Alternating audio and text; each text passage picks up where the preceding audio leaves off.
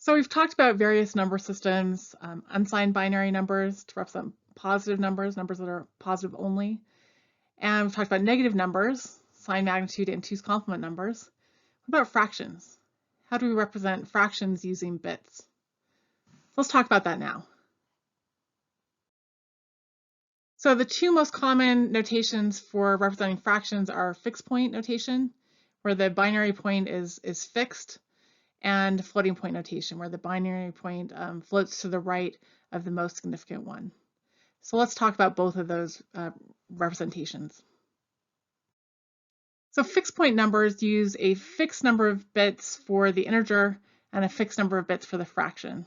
So in this example, we have 4 integer bits and 4 fraction bits. So just like in regular unsigned binary, we'd have the 2 to the 0's place, the 2 to the 1's place, 2 to the 2 and 2 to the 3's place. So the 1, 2, 4, and 8's place. And now we're going to have the bits for the fraction.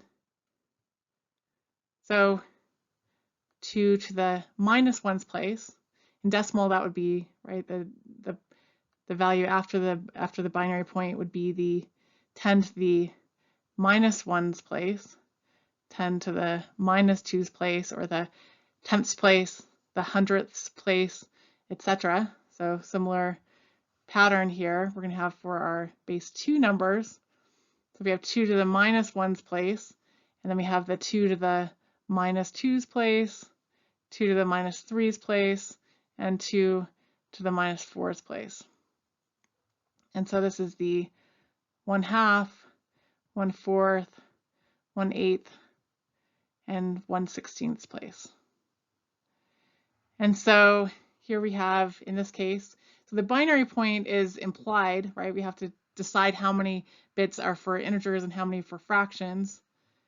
So it doesn't, we don't encode that, but we'll put it in here just so it's easy for everyone to see. But here we have we have a 1 in the 2 to the 1's place, and the 2's place, and a 1 in the 2 to the 2's place or the 4's place. So we have a 4 plus a 2, and then we have a 1 in the 2 to the minus 1's place, so plus a 1/2 plus a 1/4.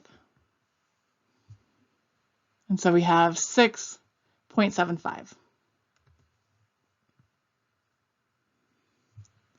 And again, the binary point is implied. We have to agree on the number of integer and fraction bits.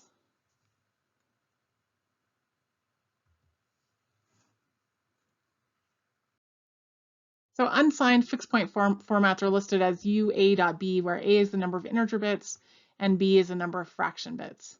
So an example 6.75, when we represent it as U4.4, which is what we had before on the prior slide, has 4 integer bits and 4 fraction bits. Or we could write this as U3.5, it fits in that, or U6.2.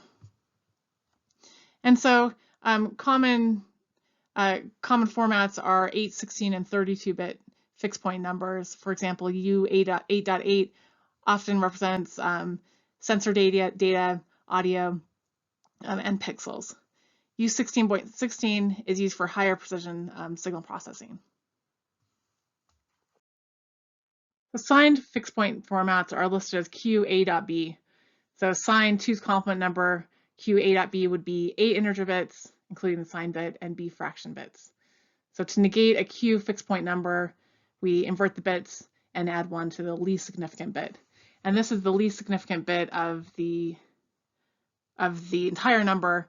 The common error is to add it to the least significant bit of the fraction portion, and that wouldn't be correct. So for example, if we want to represent minus 6.75 in Q4.4, we would write 6.75, which we did in one of the prior slides, invert the bits,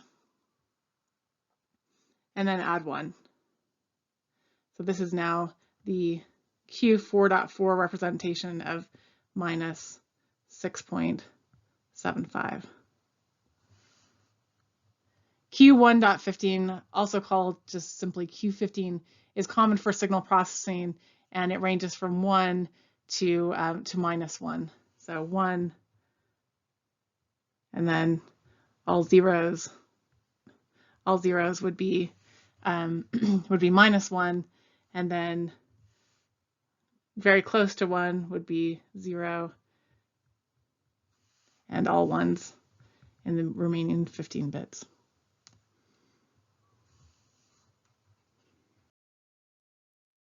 So one thing about arithmetic, especially as we know about overflow, when we have a video or we have audio that we're listening to, and overflow occurs where a number turns from, some large positive number and all of a sudden it turns negative, we hear that, right? It's a crackle or a dark pixels in video. And so that's a problem, right? We'd rather have it be approximate and still large than flip over and overflow and look like it's a negative number. And so often we'll use what's called saturating arithmetic, where instead of overflowing, it just saturates to the highest value. So for example, U4.4, 12 plus 7.5, instead of, so here we have this number, and 7.5, 7.5, and if we add these together, we would get overflow here.